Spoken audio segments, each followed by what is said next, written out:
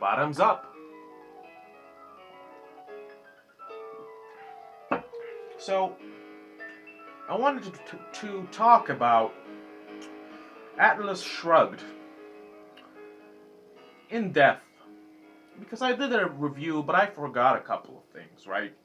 So, consider this a part two of the review or a more in depth discussion.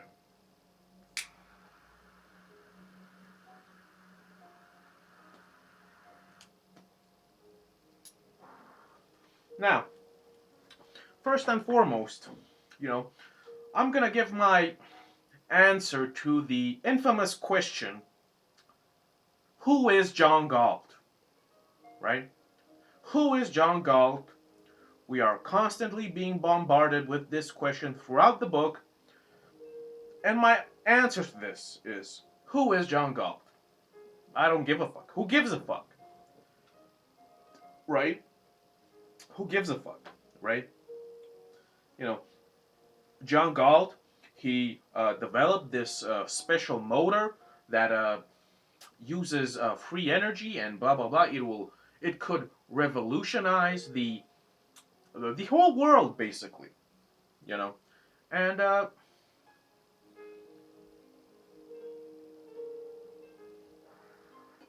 this is an interesting part because you know uh, John Galt, by the end of the book, he is constantly being begged and threatened to become the leader of the nation, to come up with solutions to save the nation. And he says, well, you have nothing to offer me, right? They keep insisting, listen, bro, you better become our fucking dictator, or we're gonna cap your ass. And he says, well, you don't have anything to offer me. You see, he doesn't want to be a leader, and everybody's just shocked because you don't want power, you don't want money, you don't want control, you don't want wealth, and no, he says you don't have anything to offer me. But by that same coin, I would say that John Galt has nothing to offer me. If I were a character in the book, John Galt would have absolutely nothing to offer me because he's a genius that built this motor. But I don't give a fuck about motors. I don't give a fuck about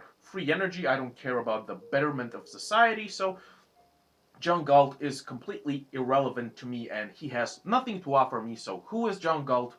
Who gives a fuck, right? And yet again, I have to say that I thought that Ayn Rand had a stroke of comedy when all of the villains in the book kept on insisting that he become the leader, that he should be the leader, the dictator, and come up with solutions to help the nations. And when he refuses, they go back and forth. They insist, they beg, they plead, they threaten. They even say, "Well, if you don't, something's gonna happen to you," and so on and so forth. So their desperation and their back and forth from being, pleading to violent almost.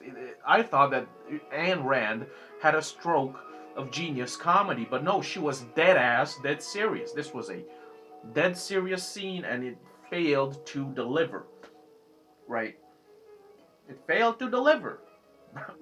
But that scene could have been hilarious if she tweaked it a little bit, right? Because all of these big boys, they're so desperate for him to become a dictator, right? And he refuses, but she was so serious that it lost all of its power, that scene, right?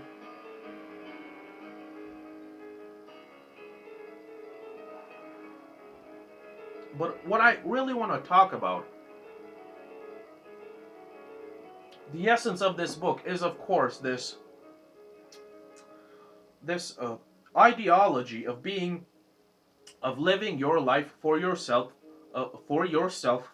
happiness, for attaining your happiness, and fuck everybody else. It's all about me. Screw everybody else, and I completely agree with that. No problem, right? But here's the deal, right? Um, these people, they're not human beings. They are. They have a one-track mind. They do not know anything except being productive. Ergo, their expertise is what defines them. Everything else outside of that little bubble is completely, it is inexistent, right? And as I said in that review, if they were stripped of that genius, of that capability, or if it were converted, reduced to uh, something that is of no value to anyone, that they would be completely empty. They would be hollow. They would be nothing, because they would have their genius. Their genius would offer nothing to anybody, right? So what would they have left if they would say, "Okay, let's rebuild the nation because we're geniuses and we're so good at everything," and the people would say, "No thanks. We'll manage somehow. How about you fuck off back to your Atlantis in the mountains and we'll manage somehow without you?" What would they do? You see,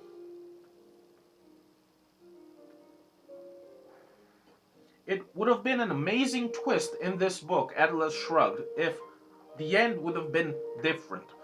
And what I mean by that is, by the end, the nation is ravaged, people have died, there's nothing left, the people are desperate, and the genius descend from their Mount Olympus, and they're gonna come back, and they're gonna save the people, and they're gonna rebuild, even though they are partly to blame for what has befallen the people. They have the arrogance, they have the balls to descend and say, "Okay, we're back. We're gonna save you, wee little people, because you're so incompetent, you're so dumb, you're so you're such a half-wit that we're gonna come and we're gonna help you. We're gonna rebuild for you because you're incapable of anything." And it would have been such a great twist that if those people, in their desperation, would have had the self respect to meet these arrogant assholes and just say, "You know what? We don't need you. We do not want what you have to offer. It is worthless to us. So we proclaim as a people, as a nation, that you, all of you, fuck off. You're not wanted here." Dagny, Reardon, Francisco, John Galt, and everybody else. "We don't want you here. We'll manage by ourselves. Fuck off," right? Even if uh, our civilization will be less than what it was before, we'll still be happy without you. We will survive and be happy and manage without you. So fuck off and never come back. You're not wanted here. That would have been a phenomenal twist ending, and it would have made the book phenomenal, right? But as I said in the review,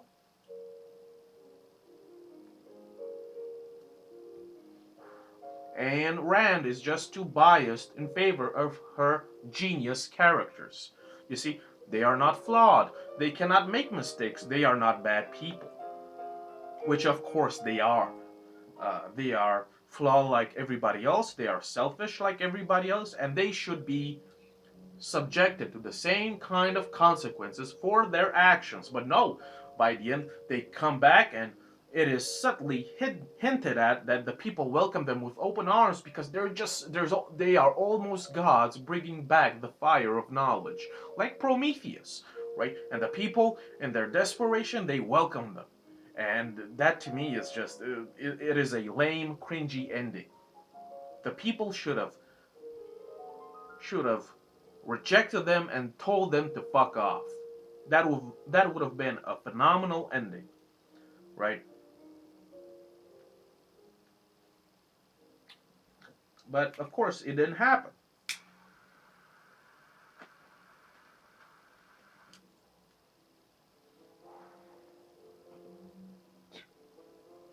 But what we have here is this philosophy that these geniuses in this book, Dagny, Francisco, Ragnar, John Galt, and all of the others, they represent one ideology. They exist orbiting one philosophy, which is you have to be productive, you have to constantly be working over hours, and you have to be constantly perfecting what you do, even if it is just pouring metal or building bridges, or you always have to progress and advance and polish your craft, and to some extent that is all right. There's nothing wrong, inherently wrong with polishing your craft, but it's like, my question is to these people, it's, what about life? Because obviously, if you read her two famous books, The Fountainhead and Atlas Shrugged, the main cast of characters, they are automatons. They are robots.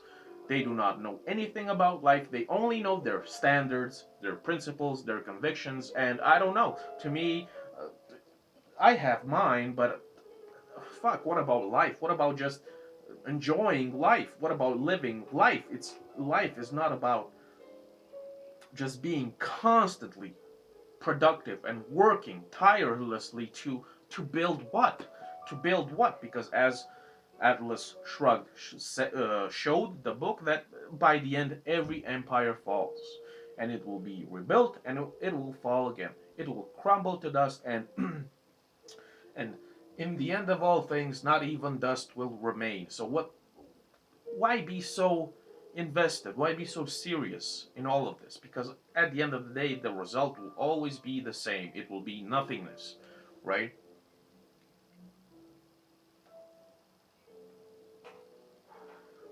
So I don't understand their desperation to always be these these paragons of genius, of prowess, of constantly just hunting and searching and working for something better, for advancing.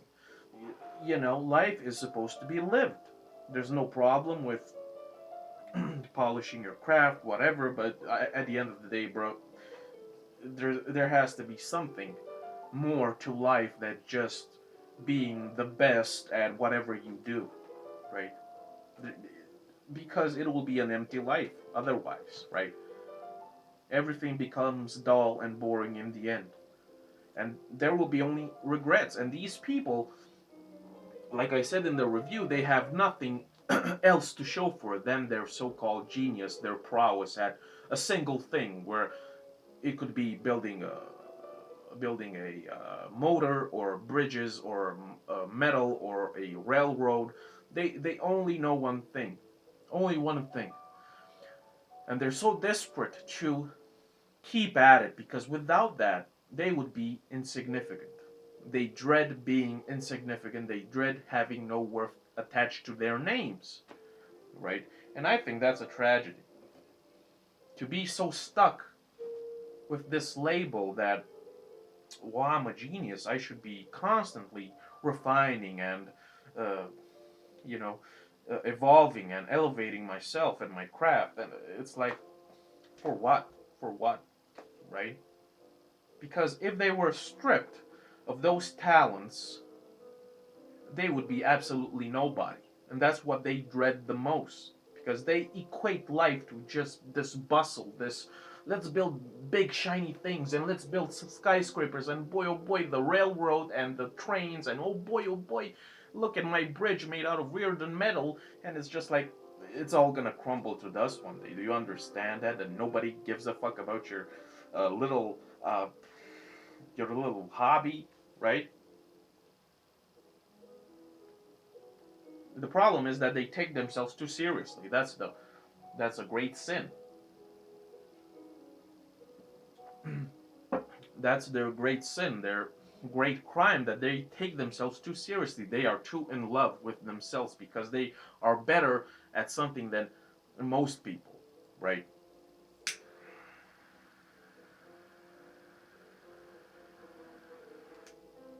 Right.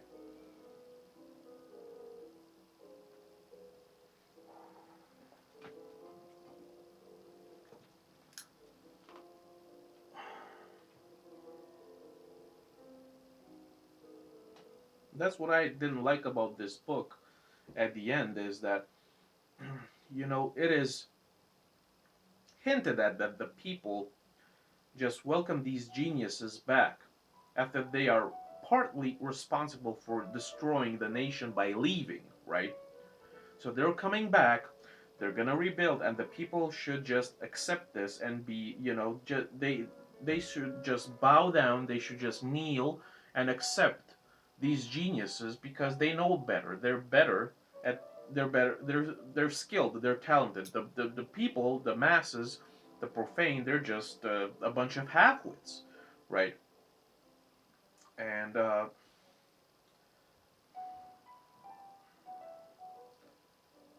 the ending should have been written differently, right? Because with or without their help, society would have recovered, the cities would have been rebuilt, the transportation and all the services and all the goods would have been rejuvenated, although a bit more primitive, but they would have gone on fine, right? Without the geniuses, without John Galt, without Dagny, without Francisco, society moves on, people move on, right? Life moves on with or without you. You are not the center of things. Life and people do not need you, no matter how great or tremendous you are. And these people, like I said in the review, they're just so far up their own asses that they cannot smell their own farts. It's cringy how arrogant they are to assume that without them, an entire continent that is America would cease to be civilized because of them, because there are no trains, there are no bridges, right? There are no copper mines. So holy shit, right? The arrogance of these people baffles me, right?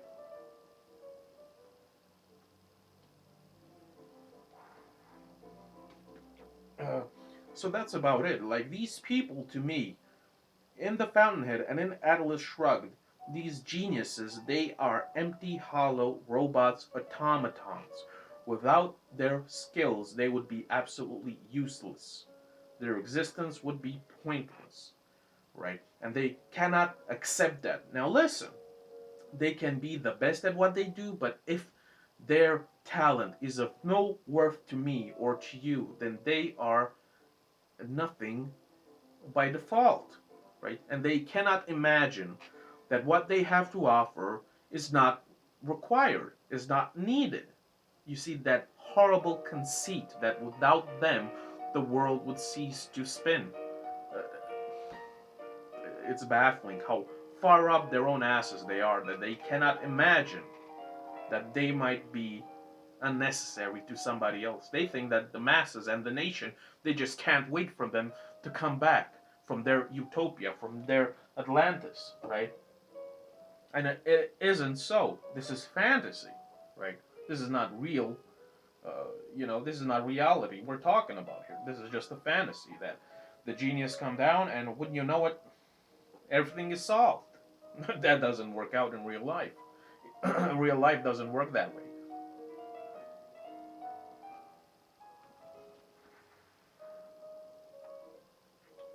They're so caught up in their own little things that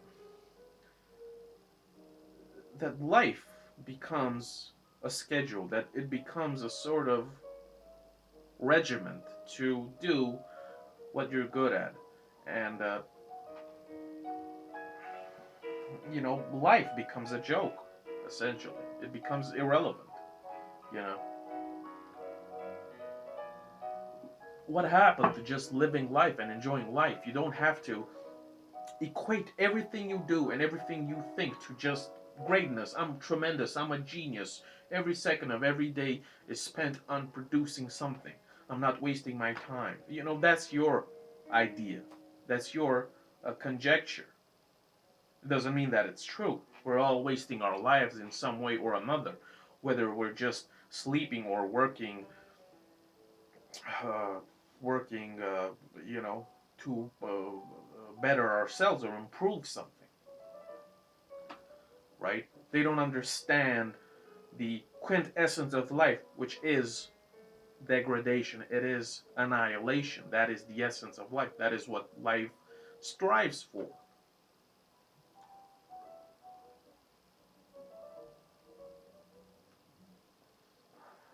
Because I'm sure a lot of us here, we've all worked for something, for some ambition, and we even attained what we wanted to. And a couple of us, realize that, wait a minute, this should have been my moment, my crowning achievement. And, you know, speaking from my experience, I felt empty inside when I achieved what I wanted to, right? This happened a lot of times when I bought something or created something or I thought I was all this. It turned out that it wasn't so. I felt empty inside because I spent so much time on this that I forgot to just be in the moment and just enjoy the chaos and the banality of all things, right? Because they all want to be remembered. They all want to stand out, and they don't understand that history will delete them eventually. And all of their achievements will be reduced to zero. They don't understand that because they're too in love with themselves, right? They think too highly of themselves just because they're better than most average, usual, banal people. And I was in that situation. And I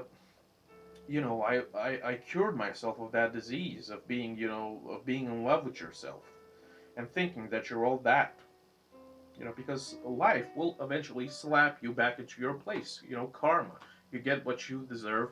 You get your just desserts, right?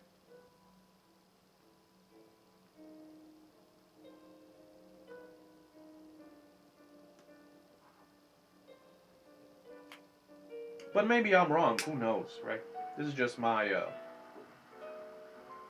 little opinion on things, on the books, on the philosophy and ideology of these books, especially on Atlas Shrugged, right?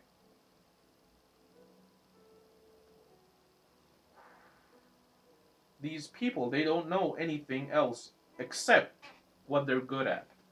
It's what defines them. Without those qualities, they would be reduced to nothing. And that's what they dread.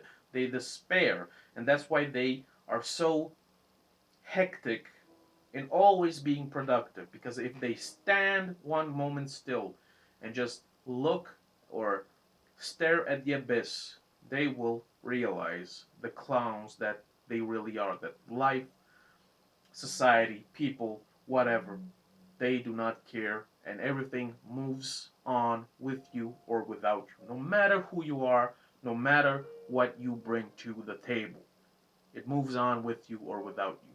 And then you will be discarded and forgotten, and you will fade away. That is the that is the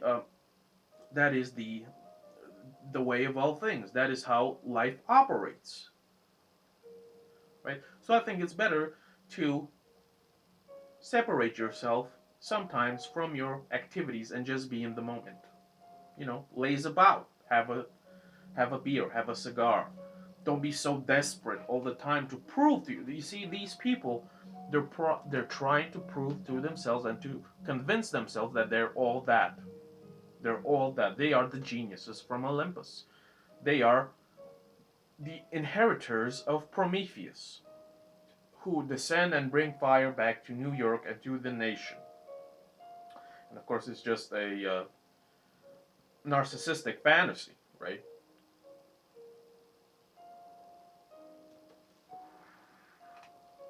You know, think about it. If all of these people came to you and said, listen, we have all of this greatness to offer you, if you said, I don't need any of that, I don't need any of that, they would be dumbfounded, right? Because I got chances and opportunities and I declined them, and the people that offered me these opportunities, they were shocked. They were shocked because what, I didn't want a better job, a better paycheck, and I said, no, I'm fine. I'm living in the moment, man. I want a simple, happy life. I'm content. You see, I don't want to be a king of anything because that's smoke and mirrors. It's nothing really, right? It's temporary bliss, and temporary bliss um, wears out fast like the high of a drug. That's what these people cannot realize. They cannot accept reality.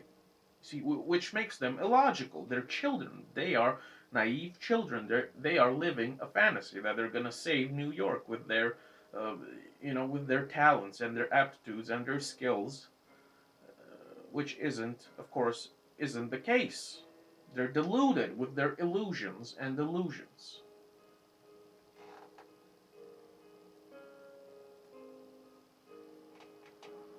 But that's just me.